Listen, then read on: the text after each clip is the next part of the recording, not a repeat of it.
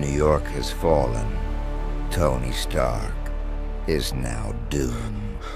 He went mad. Stark became what he feared most. I gave everything for this world.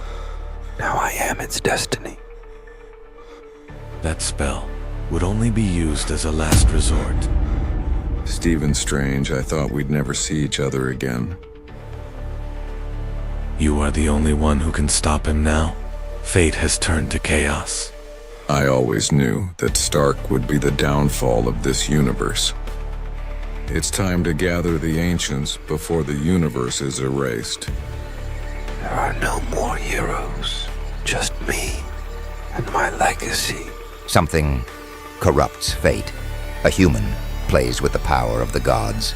This isn't just chaos, it's rewriting time. And only someone like Stark would do that. He was an ally. Now he is a lunatic god and gods fall. I've been a hero for too long. Now I'm just necessary. We didn't come to save Stark, we came to stop Doomsday. This world belongs to the future. My future. He has destiny, but we have the impossible. He sought salvation and found madness in absolute power. This universe doesn't need hope. It needs structure. An imbalance so vast that even the silence of the universe screams. He's becoming more unpredictable. The multiverse is cracking. The Tower of Destiny stands tall. Rebuilding begins now. Time, like glass, began to crack. A crack in every second. I was the end, and perhaps once again I will be the beginning. Fate does not belong to mortals. The party has already started and no one called us. Order, control, obedience. That is humanity's new oath. You were a hero, Stark. Heroes fail, destinies rule. Either we open this pore, everything collapses. Tony Stark has crossed lines that not even the gods dare touch. Finally, someone worthy of my intellect. What's left is nothing but ashes. He now sees himself as the architect of reality. Stark, or rather, Doom, is destiny itself incarnate. If he became the end, I must seek the beginning. In hope for the impossible, Strange calls upon the one who once nearly destroyed everything, but now lives in peace. You are the last piece left. I always knew Stark's ego would be the real end. Everyone tries to escape, but destiny always wins. I am the end, and the beginning again. Dr. Doom was no longer just a man. He was the inescapable force that ruled over time and chaos. And as always, he was Stark.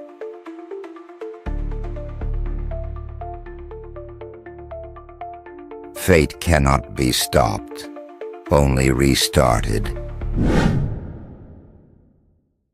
I never imagined my destiny would take this turn.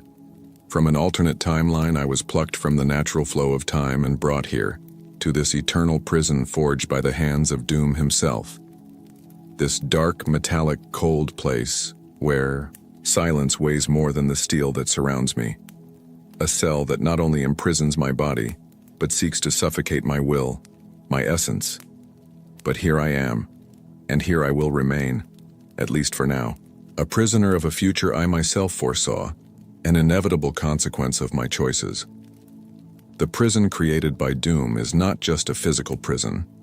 It is a symbol of the broken balance, of the distorted order that I tried to restore and that ended up condemning me. Being here in this eternal cell is a cruel paradox.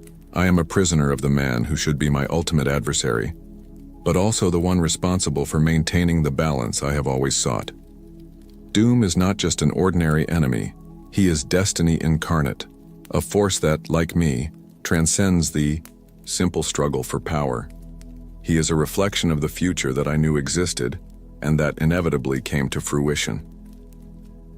From the beginning of my quest for the Infinity Stones, I knew that Stark, Tony Stark, had a much larger role to play than he first seemed. Many see him as just a human genius, a flesh-and-blood hero, but I saw beyond that. I saw the thin line that connected his genius to the shadow he would eventually become. Doom. This fate was not a surprise, but an unyielding certainty, a premonition that shaped every step of my journey. Stark was the key and the lock, the beginning and the end, a crucial piece in the complex game of the multiverse. I knew that the universe was not simply a series of random events, but an intricate web of causes and consequences, a mosaic where every move inevitably generates a reaction. From the first moment I touched the power of the Infinity Stones, I understood that I was not merely assembling artifacts. I was aligning universal forces, setting the board for a checkmate that few could possibly understand. My purpose was clear: to bring balance to a cosmos on the brink of collapse. A balance that goes far beyond the mass destruction, the blind genocide that many accused me of seeking. No, I wasn't the villain in a simplistic story. I was the architect of balance, the one who sees order beyond apparent chaos, who accepts the burden of decisions that no one else would have the courage to make. The journey was not easy, and the price was high. Every jewel I picked was not just power in my hands, but responsibility, a crushing responsibility. Because with every fragment of infinity, I felt the weight of all existence, the clamor of countless lives, the silent scream of entire worlds hanging in balance. And as I walked that fine line between creation and destruction, I watched Stark. I watched the man transform into something greater, and yet darker. He was not just a fallen hero. He was the embodiment of inevitable destiny, the necessary change that the multiverse demanded. Stark had to die for Doom to be born, because only through the death of the old world could a new order emerge. Knew this from the beginning, and my actions reflected that truth. Here in this prison of Doom, I reflect on all this, not with regret, but with the quiet conviction of one who knows he has fulfilled his role. I am physically imprisoned, but my mind remains free, more alive than ever. Every second here is a meditation on balance, on destiny, on the price of power and choice. I am Thanos, the mad titan to some, the dark savior to others, but above all, the guardian of universal balance. And even in this prison, my mission continues, silent, inexorable, eternal. The reality of my imprisonment goes beyond mere physical confinement. Doom, in his dark wisdom, knew exactly how to contain a force like me. It wasn't just a matter of raw power, but of understanding my essence, my motivations, and most importantly, what I represented to the balance of the multiverse. He knew that imprisoning me would be an essential piece in the grand chessboard of destiny, that by keeping me contained, it allowed the wheels of change to continue turning. From the beginning, I knew that my confrontation with Stark would not be simply a battle of strength or intellect. It was a collision of destinies, an inevitable convergence of two opposing but interdependent forces. He, with his brilliant mind and tormented soul, was destined to take up the mantle of Doom, not the tyrant the universe fears, but the new guardian of balance, the heir to the sacrifice I had begun. I was not merely fighting him, I was, in a sense, preparing him, paving the way for his ascension. As I collected the Infinity Stones, each brought me closer to the pinnacle of power, but it also made me more aware of the complexity of the universe. Each fragment of time, space, reality, mind, power, and soul carried a weight beyond mortal comprehension. These stones were symbols of the unstable balance between creation and destruction, order and chaos. And Stark, with his intelligence, would be the one who could use this power to rebalance the multiverse after my final step. Stark's sacrifice was not a mistake, nor a defeat for the universe. It was a necessity. His death and transformation were the price to pay for order to be restored. Doom is the inevitable consequence of my journey, the manifestation of the destiny I have always seen but could not control. In my search for balance, I have come to understand that balance is not a straight line or a simple division, but a chaotic dance where opposing forces must exist in eternal tension. The Avengers, as heroic as they may seem, were an essential part of this process. They were the natural resistance to any drastic change, the embodiment of fear of the unknown. But they were also the instruments that shaped the path to the new balance. Every battle, every sacrifice, every loss, everything was necessary to prepare the ground where the multiverse could be reborn. They did not understand it, and perhaps never will. But they were pieces on the chessboard of destiny. Doom, I realized, is not just a man or a villain. He is the dark architect of the new cosmos. His imprisonment of me is a metaphor for the endless cycle of creation and destruction, where one must fall so that another may rise. He did not defeat me out of hatred or lust for power. He imprisoned me to preserve the delicate balance that begins to form after the storm I unleashed. Here, in this prison, I watch the invisible layers of the multiverse rearrange themselves. I cannot act freely, but my mind travels between the lines of time and space, observing what unfolds. The darkness that surrounds me is deep but not absolute. My mission is not over yet, for even in the shadows, balance must be maintained, and I, Thanos, will be the shadow that guards it. I am the beginning and the end, chaos and order. My imprisonment is not the end of my story, but the crux of a larger cycle. The battle between me and Stark Doom is the epitome of the eternal struggle of the multiverse, a conflict that transcends good and evil to touch the essence of existence. The balance I seek is not something simple, nor peaceful. It is a dynamic state where light and darkness coexist and where each choice has infinite weight. And so, trapped in this dungeon of steel, I prepare myself for the moment when the chains are broken, for the moment when balance needs me once more. For the universe is not a static place. It is an eternal dance of conflicting forces. And I, Thanos, will remain vigilant. For balance is not just my duty, it is my destiny.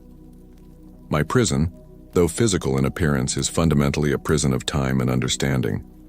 Doom keeps me here not simply to contain me, but to allow me to observe, reflect, and understand the fullness of a destiny that transcends my own will. He who was Tony Stark has evolved into a more complex and inevitable entity, a dark and twisted reflection of everything the world expected of him. He was a man marked by the weight of the world, by the responsibility he embraced, and also by the tragedy he carried in his heart. This transformation was no simple mutation. It was a metamorphosis caused by the inexorable convergence of fate. From the first time I encountered the Avengers, I understood that they were the embodiment of human hope, of emotions and will that defy the cosmos. Each of them carried an ideal, an unshakable belief in a better future, even in the face of overwhelming odds. Captain America, with his flag raised against tyranny, was the voice of resistance, a symbol of the glorious past that needed to be preserved. Thor, god of thunder, represented the ancient power and fury of nature, a being as deadly as he was divine. Bruce Banner and his repressed fury, the duality of science and beast. Natasha Romanoff, with her quiet determination, was the embodiment of redemption, and so on. They fought not only against me, but against the fear of the inevitable.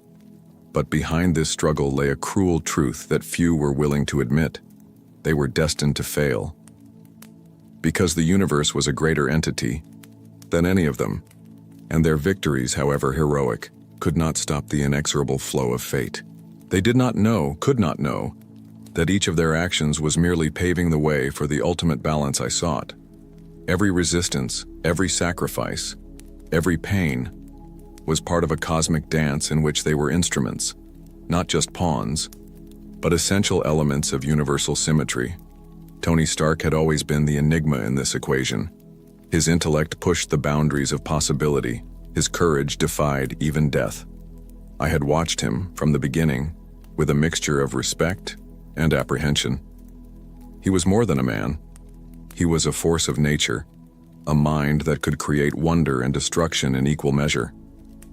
His arrogance and humanity made him vulnerable, but they also made him the key to what I knew needed to happen.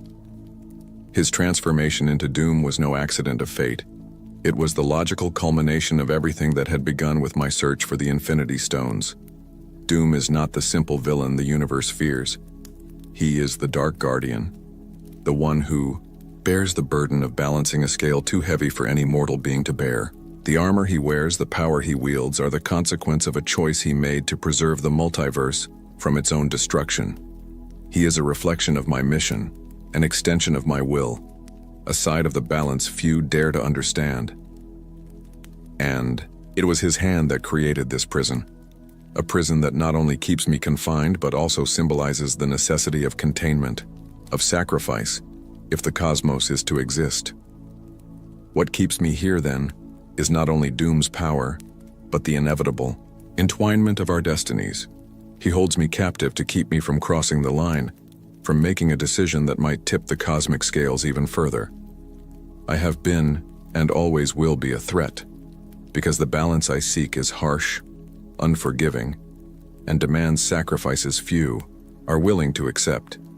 But even in this cell, even among invisible chains, my mind remains free, my resolve unbreakable. Here, in the metallic silence of my eternal prison, I watch the multiverse unravel and reform before my eyes. Timelines, diverging parallel realities intertwining into a complex and delicate tapestry. The fight between me and the Avengers, between me and Stark, was not just a physical battle, but a war for control of the future, for the right to decide which path existence should follow. And in this war, every detail matters. Every moment of hesitation, every act of courage, every decision made in the heat of combat shaped the fate of the cosmos. I remember the battles against the Avengers with an almost cruel clarity. Like when I faced Captain America, his determination burning in his eyes, each blow a cry for justice. Or when I saw Thor unleash the fury of thunder, trying to erase my will as if I were a simple enemy to be defeated. Hulk, a brute force who sought destruction, but who also carried within himself the same duality as I did. Natasha, with her silent courage, facing the impossible. And Stark, he, always Stark, the man who defied the inevitable until his last breath. But even as they fought for their cause, I knew I was fighting for something greater, for a future in which the multiverse not only survives but finds a new balance, a new order. And even now, trapped, I do not regret my choices. For balance is not a matter of good or evil, of victory or defeat. It is a matter of existence, and existence, by definition, is complex, multifaceted, full of intertwined shadows and lights. So I wait. I watch, and I prepare for the moment when my prison will be broken, when the next stage of this eternal dance between order and chaos will unfold, for I am Thanos, and as long as there is balance to maintain, I will be his tireless shadow, his silent and inescapable force. Within the cold metal walls that imprison me, my thoughts roam free, traversing eras and dimensions. This is no ordinary prison. It is a confinement designed to contain not only my physical form, but what I represent, the inevitability of balance. Doom has understood that my existence transcends mere brute force, that my true threat lies in the power to alter the course of the multiverse, to rewrite destinies. The Avengers saga is a complex narrative, full of nuances that few have fully understood. They were for a time the symbol of hope in a cosmos worn down by conflict and uncertainty. But hope, though powerful, is an unstable, ephemeral force. They believe they can stop the flow of destiny, but they fail to realize that they are pieces in a much larger game, governed by cosmic laws that are beyond their mortal comprehension. I observed each of them, not as enemies, but as inevitable elements of my journey. Steve Rogers, Captain America, was the idealist who believed in absolute justice, in the triumph of good over evil. His conviction was admirable, but also limited. He could not see that the universe does not operate in absolutes. There is no light without shadow, no order without chaos. Thor, with his divine fury, fought not only against me, but against the fear of loss, the pain of responsibility for his people and his own destiny. His strength was titanic, but even a god can be foolish in the face of universal laws.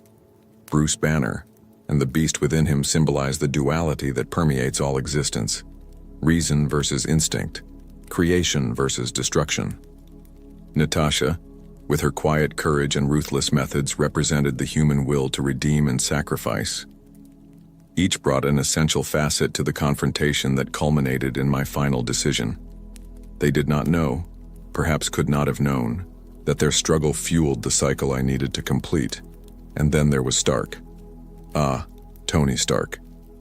The most brilliant mind I had ever witnessed. A man whose genius was both his greatest strength and his greatest weakness. From the beginning, when he first donned the iron armor, I knew he would be different. Not just an adversary, but an inevitable destiny. I could see the gleam in his eyes, the mix of hope, fear, and guilt that drove him. His intelligence was not just technical, it was existential. He understood the weight of the choices he carried, the burden of responsibility for the future of billions. When I began to gather the Infinity Stones, it was not simply to wield absolute power, it was to create an opportunity, a turning point in the fabric of the multiverse. I knew that my ascension would not be the end, but the beginning of a profound transformation. Stark was not merely an obstacle, he was the key to the continued balance. His evolution into Doom was not a betrayal of his heroic legacy, but a necessary ascension to ensure that the universe could reconfigure itself after the chaos I had unleashed. Doom is the face of inevitability, the dark judge who maintains the delicate balance between creation and destruction. Your dominion over the cosmos, your imprisonment for me, are symbols of the need for limits, for containment. I have been, and always will be, a force that challenges the status quo, a storm that tears apart the veil of complacency. Doom is the silence that comes after the storm, the balance restored when the fury dissipates. I remember my battles with the Avengers, as if they were fragments of a turbulent dream. Each encounter was filled with emotion, strategy, and sacrifice. The weight of their responsibility was palpable, not just to save their lives, but to preserve what they believed to be just. And me? I carried the burden of balance, a responsibility few could bear. Because the balance I seek is not comfortable. It is not just in the human sense. It is cruel, unforgiving, absolute. Captain America came face to face with a reality he could not change, that the world was not made for eternal heroes, but for forces in perpetual conflict. Thor grieved the loss of everything he held dear, learning that not even divine wrath can stop destiny. Natasha gave her life to protect a future she might never fully understand. Stark made the ultimate sacrifice, knowing that his death would be the catalyst for the renewal of the multiverse. In that final moment, as the dust of the battlefield settled, I understood that my mission had been partially accomplished, but that the price was greater than anyone could have imagined. My imprisonment was not a punishment, but a cosmic necessity, to ensure that the balance never tipped too far to one side. And here I am, watching the multiverse keep spinning, knowing my role is not over. For balance is an eternal cycle, a never-ending dance between opposing forces. I am the shadow that watches, the silent and relentless judge who ensures that neither light nor darkness fully prevails. My imprisonment is but a chapter, a necessary pause for the cosmos to breathe before the next great shift. Doom, Stark, the Avengers, me. We are all threads woven into the vast fabric of existence, and as long as there is chaos, there will be a need for the balance that only I can provide. I am Thanos, and even in prison my mission continues. The multiverse is a delicate balance, and I am the force that keeps it balanced. Even against my own will, the chains that encircle my arms are not made of mere metal. They are woven with the will of a mind that understood too late what I have always tried to show the universe. Victor Von Doom, or as many will know him, in this timeline, Stark. The transition from a man of steel to a masked despot was not a mistake. It was evolution, an inevitable destiny. In this timeless cell, where not even sunlight dares to touch me, I hear the echoes of the multiverse. Fragments, distant echoes of universes dying, planets collapsing under the weight of their own choices, civilizations screaming for salvation that will never come. They are murmurs that only beings like me can understand. Each noise is a confirmation. Balance is still out of reach. Doom believes he has stopped me, that he has defeated me. But the truth is that this prison is just another page in my legacy. He did not destroy me. He simply positioned me where I needed to be so that the next cycle could begin. During the eternity of immobility, I observe. I meditate. I reconstruct each decision. I remember each jewel of infinity, that of the mind, pulsating like a consciousness of its own, that of time, winding like a river without beginning or end, that of the soul, oh, that of the soul, where each sacrifice required a life, a love, a fragment of oneself.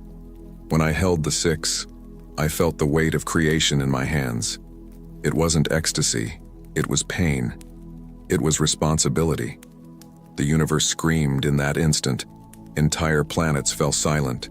Consciousnesses were extinguished like candles in a cosmic gale.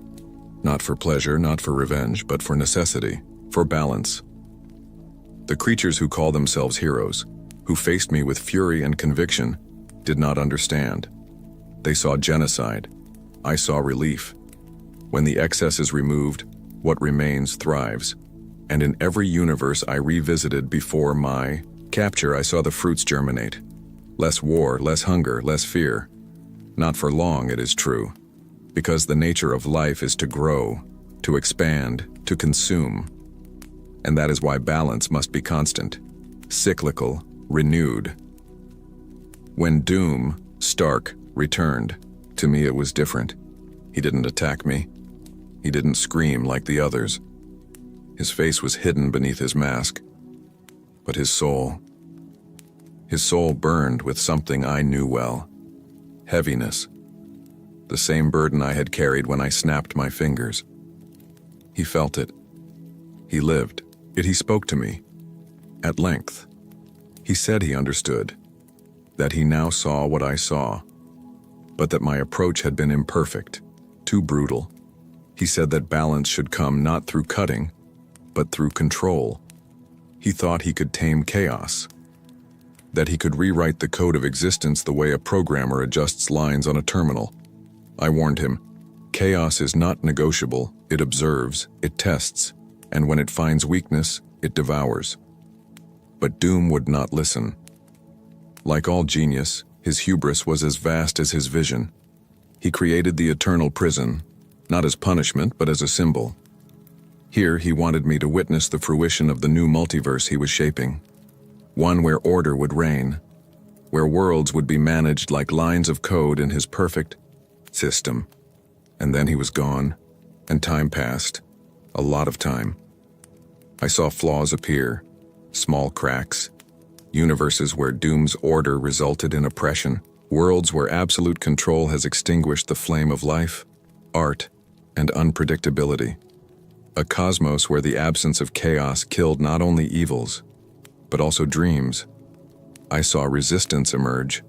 I saw new heroes being born. But I've also seen former enemies become unlikely allies.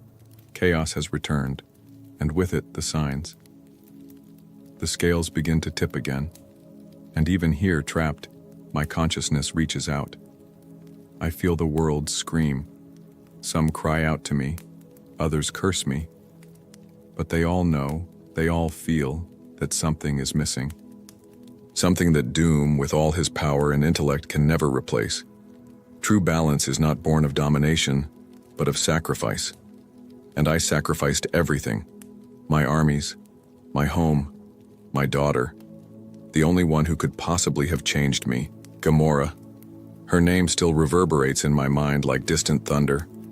I loved her. But the universe needed me more than I loved her. And that, no one will ever understand. Stark. Doom. He did not sacrifice. He manipulated. He absorbed. He subjugated. That is his greatest flaw, his weakness, and it will be his undoing. When the chains break, and they will, I will not return as the power-hungry Titan. I will not return wielding gleaming gauntlets or surrounded by armies. I will return as what I have always been, a force that walks between worlds, that sees the whole where others see fragments. And this time there will be no second chance, not for Stark, not for those who try to deny the fundamental truth of the cosmos. Balance will come, whether you like it or not. There is no night or day here. The eternal prison has no windows, no doors, no floor that actually belongs anywhere. Just infinite layers of suspended reality, each vibrating at a different frequency, as if made from fragments of dead universes stitched together by hands too arrogant to understand what they were touching. Victor. Or Tony. It doesn't matter which name he uses. He calls himself God King now. A title as empty as the soul that sustains it. The cosmic portals he erected to merge entire timelines, the energy beams that manipulate the foundations of creation. These are all the work of a man who tried to take responsibility for the cosmos upon himself, and never quite earned it. Doom did not bleed into the universe. Doom colonized it. But there is a flaw. I saw it. At the edge of the void where my cell folds in on itself, there is a reflection, not of me, but of everything that was and is being. It's like a broken mirror that reveals probabilities, futures that never happened, destinies aborted by small decisions. There, between the cracks, I saw something Doom did not. I saw him, Stephen Strange, the last echo of the true multiverse. Even after his death, even after Doom obliterated him in the great temporal restructuring of the Doom War, Strange's soul endured. Perhaps because, like me, he knew that some truths cannot be destroyed, only postponed. And through one of those cracks in the veil, Strange looked at me. He didn't say anything. He just saw me. And the next second, he disappeared. But that was enough. The prison that Doom created to contain me was based on the constant of time and matter. Each layer of the cell responds to a variant of the multiverse where I was defeated, as if to remind me, eternally, of each failure. A torture built on 1,000 defeats. I saw versions of myself being defeated by Thor, by Hulk, by a cosmic child from another universe, even by a variant of Peter Quill who sacrificed himself to stop the snap. Each failure was a layer, but through all these failures, one thing remained constant. In all of them, the universe collapsed again. The decay repeated itself. Wars returned, and deaths multiplied. The victory over me never brought the salvation they so hoped for. It only postponed the collapse, and this constancy is Doom's weak point. In trying to imprison me in the sum of my failures, he forgot that even the lost versions of me still understood something he refuses to accept. The universe is made to breathe, expansion, contraction, death, rebirth. Absolute control is the antithesis of life, and that's what will destroy him. The cracks began discreetly, a different vibration in the ground, a reversed pulse in the gravitational mechanisms. The first sensation of change occurred when I felt something hurt, not physically, but as if the cell was being torn apart from the inside, as if another consciousness was trying to reach mine. Gamora. No, it wasn't her. It was Nebula. In one of the alternate universes, she survived. And not only that, she became a guardian of the void, an interdimensional traveler, immune to the laws of Doom, because of an accidental fusion with cosmic energy from the negative zone. She wandered among dead universes, and she found me. His voice reached me like a scream muffled by 1,000 storms. Father, do you hear me? At first, I thought it was delirium. Loneliness has the power to create shadows where none exist. But it wasn't imagination.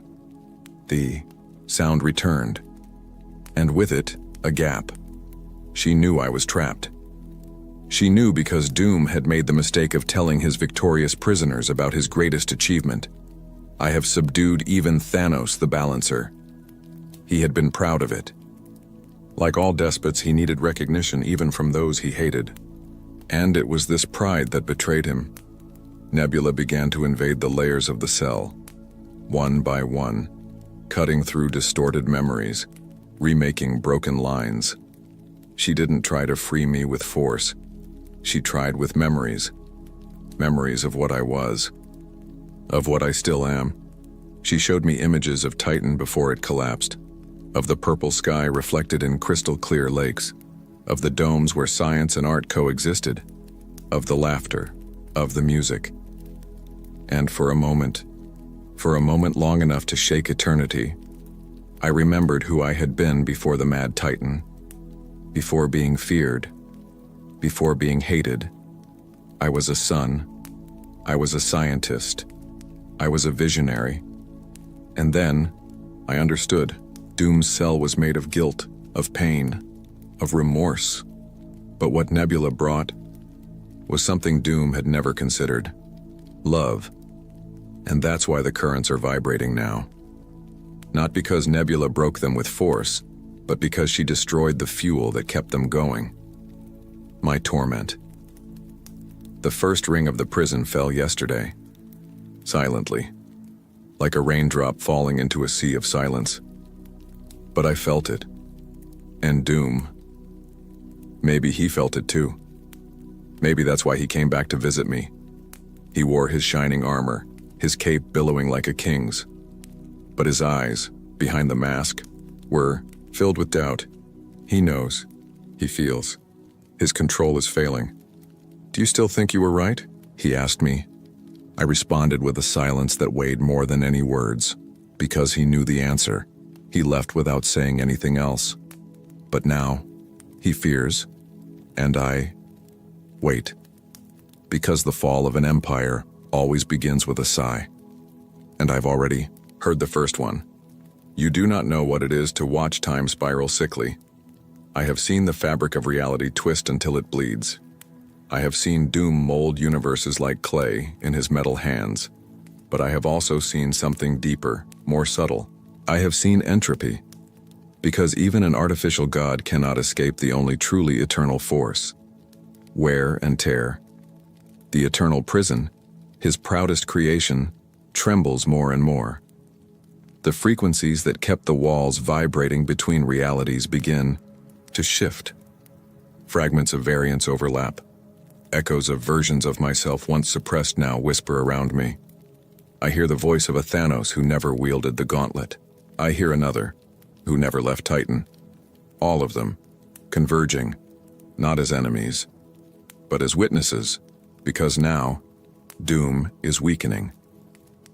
On the surface of his interdimensional throne, the portals waver. He pretends to control all, to dominate time, to reign over creation.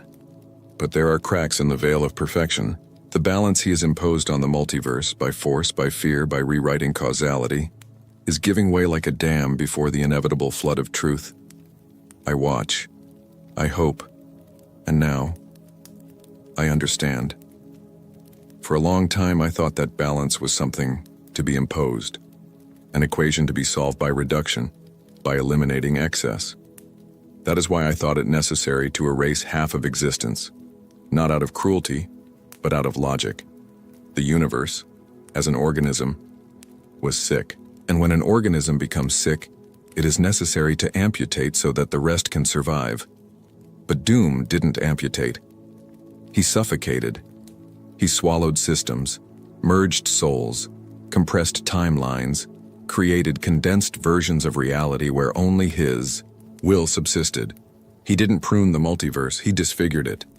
And now, even his most loyal minions feel the weight of his lies. The Silver Surfer, the one-time herald of Galactus, who Doom rewrote to serve as his angel of order, hesitated on the last mission. The record of your hesitation runs like a whisper between the worlds. There are worlds that refuse to bow, entire areas of the multiverse where portals began to close of their own accord, rifts opening on planets that should be sealed under the logic of the new multiverse. Even time is refusing. And where there is refusal, there is change. And where there is change, there is opportunity. Nebula has not returned since that day, but she didn't need it anymore. The seed has been planted. The prison layers are progressively collapsing. What Doom had spent ages building was now crumbling little by little, like castles built by the sea. And every tide that comes is a memory. Memories flood my mind with more clarity. I remember Steve Rogers, kneeling, shield broken, looking at me with eyes that didn't hate. Not anymore, but eyes that understood. He saw something in that moment before Stark stopped me that perhaps no one else has seen. I wasn't the end. I was the reflection, because deep down everyone knew. The Avengers were great, heroic, but they were also a symptom of a greater imbalance. Too many heroes for too many problems. They saved worlds while leaving galaxies to chance. Captains, gods and monsters, but without direction. Stark was the best example of this. Always the genius, always the ego, always the fear of losing control. Now look where we are. Stark couldn't handle death. Not mine, but his own. The death of his identity. Doom was the shell born of trauma, of the pathological need to control everything. When he first donned the armor, it wasn't just an artifact. It was a shield against guilt. And what is guilt but the first crack in an empire? I wonder sometimes what would have happened if Tony had accepted, if he had looked at the universe with humility instead of dressing up like a god. Maybe none of this would have been necessary. Maybe I wouldn't be here. But that maybe doesn't exist. What exists is now. And now is chaos. A dimensional rift opened yesterday, directly above my cell. A gap that lasted only 3 heartbeats but revealed so much. Through it I saw Earth 616 crumbling, not under my hand, not under Doom's, but under the collapse of coherence. Timelines merging, heroes being erased and recreated with conflicting memories. Steve Rogers facing a version of himself who still believed in Hydra. Peter Parker being pulled between 3 lives, 3 loves, 3 deaths. Wanda, multiplied in pain. All this product of the prison they call order. Doom tried to erase me. Not as a being, but as an idea. As a reference of limits. He thought that by imprisoning me he would have exorcised the specter of real balance. But you don't eliminate a principle. You only postpone its return, and the return is near. Inside me there is no more hate. Only certainty. I am no longer the same person who wielded the gauntlet. I am what remains when all other paths are exhausted. What is left when control fails, the inevitable consequence of universal arrogance. The final gate of the cell pulses. I didn't break. I just waited. Because everything that begins with fear ends with truth. And the truth is simple. Doom. Tony. You created this prison to silence me. But in doing so, you revealed to the entire multiverse that you still fear me. That even with all your power, I am still needed. And where there is need, there is return. I'm coming back. And not to destroy, but to remind the universe who we are and what we should never have forgotten. There are times when silence is no longer just the absence of sound. It becomes a scream. Doom's prison, once filled with constant hum, dimensional vibrations, gravitational chants, electromagnetic fields, and eternal dance, is now silent. But it is not the silence of peace. It is the silence of collapse. The cell that confined me for countless cycles of time no longer pulses with the force that once defied chaos itself. The walls, once made of divine metal and distorted energy, vibrate like wounded flesh. Every second that passes reveals new cracks not only in the structures, but in the concept of the prison itself. Doom didn't just create grids. He came up with an idea that even entropy could be caged, that even chaos had an owner, but even ideas rot when built on fear. Today a crack opened before me, different from the previous ones. This one was not accidental. It was not a flaw. It was an invitation. The structure gave way with a groan that echoed across the plains. No explosion, no brute force, just surrender. And when I crossed the threshold of the cell, I did not do it in anger, nor in haste. I did it with purpose. My feet touched new ground, which was not ground but echo, a limbo between realities, as if the multiverse was handing me a bridge built by everything that tried to stop me.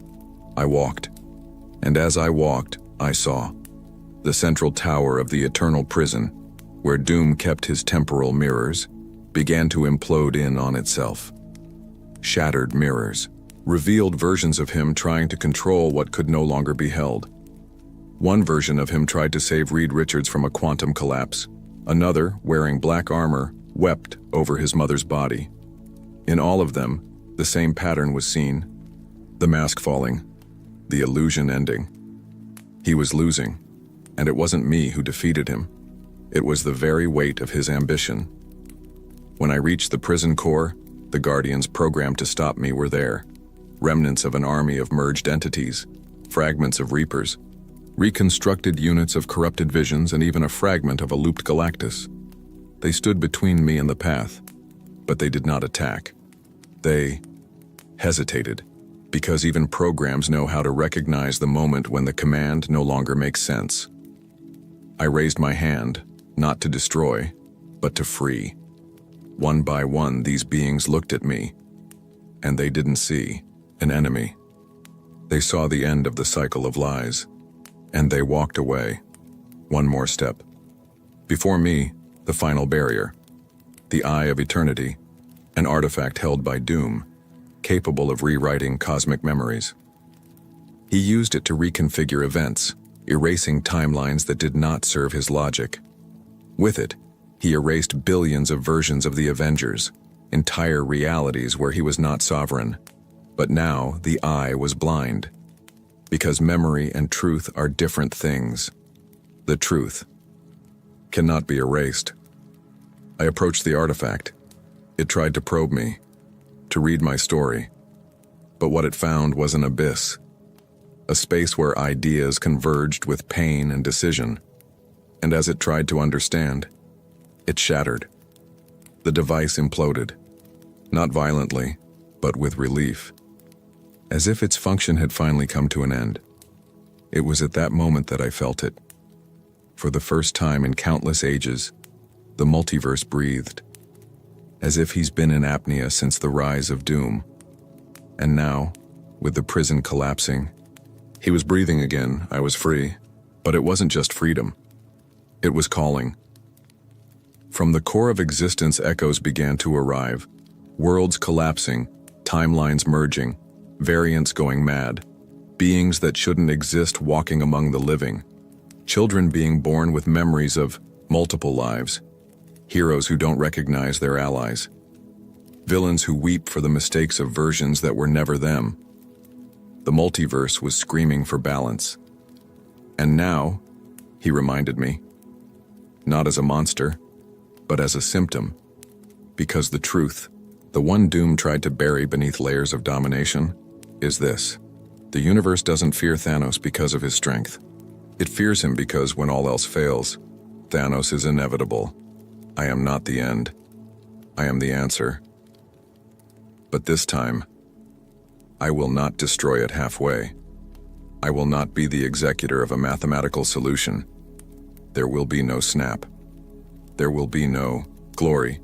There will be judgment, and it will be silent, like the fall of stars that have stopped shining. The first world I reached outside the prison was Corbin, now a jumble of interdimensional fragments, versions of the same planet coexisting in layers, confused warriors praying to gods who had already died in other timelines, children who aged in minutes, then grew younger, screams of confusion. Insanity spread like a silent plague. I walked among them, and even the bravest did not take up arms. They knew. They felt.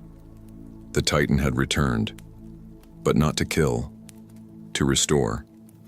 The fragments of Corbin aligned beneath my presence, as if, by the sheer order of existence, I was reshaping the layers of reality around me.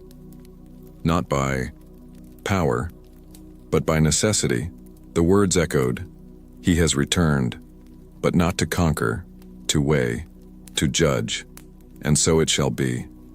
No longer the conqueror, no longer the executioner. I am Thanos." The echo of error, the voice that remains when the gods lie, and doom is listening. What is reality, if not a well-told insistence? For countless ages, I believed I had escaped. I saw the prison corridors crumble. I felt the throbs of dimensional collapse. I touched the wreckage of the Eye of Eternity and stepped on the ashes of overlapping worlds. I found myself walking among fragments of Corbin, hearing prayers, fears, acceptance. I heard the multiverse calling me, but now I understand. It was nothing more than a whisper, a planted memory, a circular plot that returns to the beginning every time I think I'm at the end. For behold, I awake once again, and the walls are the same, deep gray, pulsing with the same rhythm as before. The cell intact, the psychic chains attached to my consciousness, the immaterial cell closing over my soul before I even realize I'm still contained. The collapse never occurred. Corbin was never saved. Doom never lost control. I just slept and dreamed. Not my dream, but his. A dream he placed in me. A cycle of false hope. A carefully crafted performance to keep my mind occupied with the illusion of progress. I understand now. The eternal prison is not made of stone, energy, or divine technology. It is made of narrative. Doom didn't trap my body. He trapped my history. Every time I think I'm free, I start to rise, build, judge, and then I'm sucked back in, as if time doubles back on itself and spits my soul back into the center of nothingness. Time here is a hungry serpent, and each cycle of liberation is just another bite in the tail. I lift once again. I look at my hands. They are clean. No blood, no stardust, no fragments of the Eye of Eternity, no scars from the escape. Nothing, absolutely nothing but perfectly stitched memories. A flawless memory. So well produced that it would be impossible to question it. If it weren't for the to look, in the corner of the cell, in a crack that only I can see, there he is. The reflection, you. Or maybe what Doom believes I am. He watches me with a slight smile, not of victory but of study. As if each version of me serves only to compose a larger puzzle. As if I were an equation in development. And he, the absolute observer. Maybe Stark really did become Doom, as I predicted. But what I could never calculate was how much he became. Something in addition. Not just Doom the Monarch, but Doom the author. He stopped controlling realities. Now he writes they. And like any good writer, Doom knows that every protagonist needs to believe they have a choice. That can escape. That can win, but there is no choice. Because I am part of the manuscript, and every time I reach the final page, he turns the book over and starts over. Every cycle, every rupture, every world I thought I had restored was part of the experiment. He tests my morals, test my resilience, test my surrender. But there is a flaw in his creation, something he may not have noticed yet, or perhaps he has ignored out of arrogance. I remember, not in the first cycle, not in the second, but now, in this, the 1,000th, perhaps billionth, to remember. Fragments, distorted, disconnected, but present. Memories that survive the reset. Images of the ruined tower, the shattered eye, the children of Corbin chanting my name. They return in flashes like lighthouses in the fog of repetition. And that feeds me. Not with hope, but with logic. If I can remember, I can resist. If I can resist, I can rewrite even though I'm still a prisoner. I can't corrupt the plot. Doom forced me to relive my failures, but in doing so, it gave me mastery over the details, and in the realm of details lies power. I start testing. Minimal movements. Change the tone of your voice when repeating the liberation monologue. Change the order of the words, react differently to reflexes, and I realize little by little that the cell responds, trem, vibrate, as if part of it was fueled by predictability, and by breaking the pattern, I hit the prison. Yes, I'm still here stuck, but now I know where I am. I know this is the theater of doom, and worse for him, an actor who becomes aware that he is acting is a danger to the author. Then I smile, because even inside the cell, even contained by billions of lines of metaphysical code, I am still Thanos, and I learned to make even time, bend doom. You might have written this stage, but when the curtain falls, and it will fall, you will be the one who finds yourself performing in front of an audience that already knows the ending. And on that day, the inevitable will be me.